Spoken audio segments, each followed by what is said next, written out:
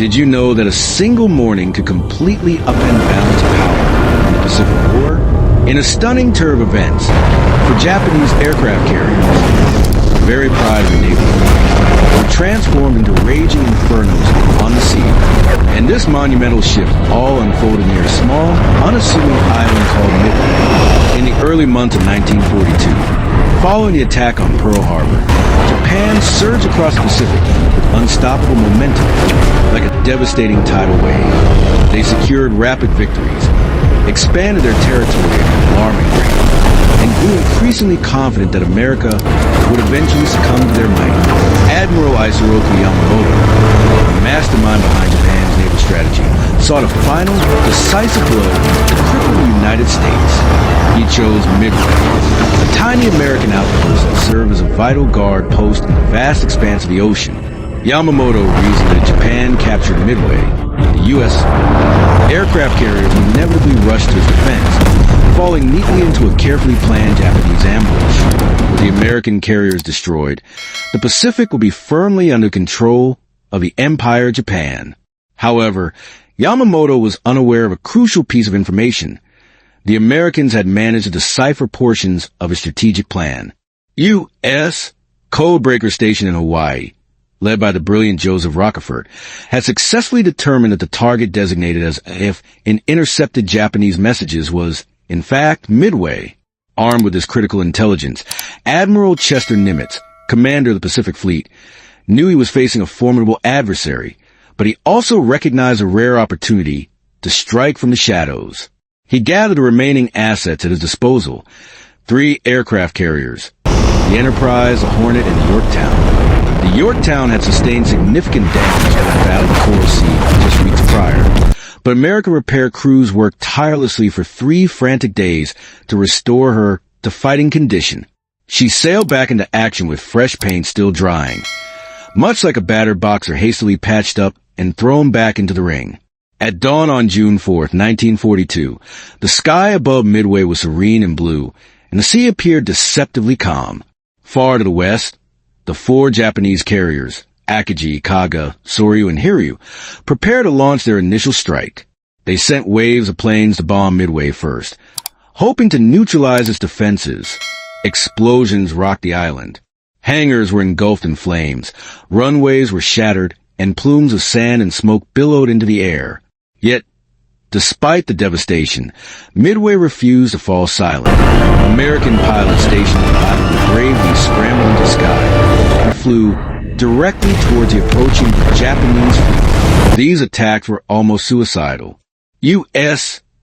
torpedo planes flew low and slow, directly into a dense curtain of anti-aircraft fire. One by one, they were ripped apart by the relentless barrage. Many of the planes never even had a chance to release their torpedoes, crashing into the sea as tiny black specks before disappearing beneath the waves. The few survivors limped back to Midway, their eyes burning with smoke and frustration. But somehow, their sacrifice created the critical opening for a decisive counterattack. While the American torpedo planes engaged the Japanese at low altitude, they drew the attention of the Japanese fighter planes, pulling them down to defend the fleet. High above, where the carrier protection should have been strongest, the sky was suddenly vulnerable. Their U.S. dive bombers, the Dauntless, were searching across a vast ocean, their fuel running low, uncertain of their position. They feared they had arrived too late to make a difference. Little did they know that the entire course of the battle rested upon their precise arrival. Then they saw it. Below them, the Japanese carriers were at their most vulnerable. Their decks were crowded with fueled aircraft, armed bombs, and fuel hoses, a veritable floating tinderbox. After the initial strike on Midway, Admiral Chuchi Nagumo, the commander of the Japanese carrier fleet, hesitated, unsure whether to rearm his plane for a second strike against the island or to switch to torpedoes in anticipation of an American naval counterattack. Orders were given and then quickly reversed, leaving weapons and munitions scattered haphazardly throughout the hangars, like an open powder keg waiting for a spark. At approximately 10:20 a.m., the dauntless squadrons plunged out of the sun like deadly spears. The wind screamed past their wings as they hurtled towards the sea. The ocean rushed up to meet them until it felt like an imminent collision. Then the bombs fell. One struck near the elevator of the Kaga. Another tore into the Akagi. A devastating chain reaction ripped through the Sōryū. In a matter of minutes, 3 of Japan's most powerful aircraft carriers were transformed into floating infernos. Aircraft ignited like oil-soaked paper. Fuel detonated in massive explosions. Bombs cooked off in violent, cascading blasts. Black smoke billowed skyward, obscuring the sun. Sailors desperately ran through the flames, while others leapt into the water to escape the unbearable heat. The once imposing silence of the Imperial fleet was shattered by the deafening roar of uncontrolled fire. Japan still had one card left to play, the Hiryū. She launched a fierce counterattack, striking the Yorktown. The Yorktown listed precariously, smoke pouring from her damaged hull. Many believed she was doomed, but determined crews fought tirelessly to control the damage, righting the ship, patching the deck, and preparing to launch yet another strike. The Yorktown was a ship that refused to surrender, enduring through blood and seawater. The Hiryū's crew believed they had sunk the Yorktown, but the Yorktown survived just long enough to guide another wave of dauntless bombers to the Hiryū's location. By afternoon, the Hiryū was found. Bombs rained down, sealing her fate. The 4th carrier was consumed by flames. By nightfall, Japan had lost all 4 of its core aircraft carriers and a significant number of its most experienced pilots. The U.S. lost the Yorktown and hundreds of brave men, but the heart of its carrier fleet remained intact. Midway was not a victory achieved through superior American strength.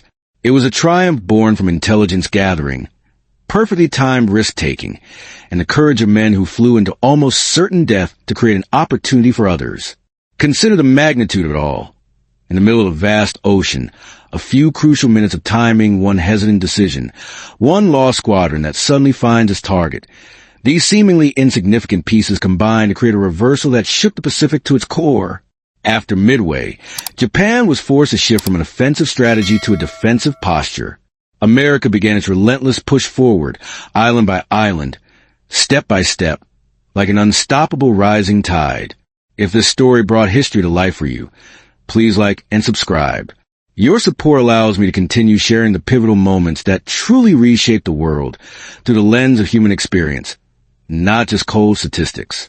But after Midway, with Japan's carrier advantage shattered, how would the brutal fight for the Solomon Islands ignite next?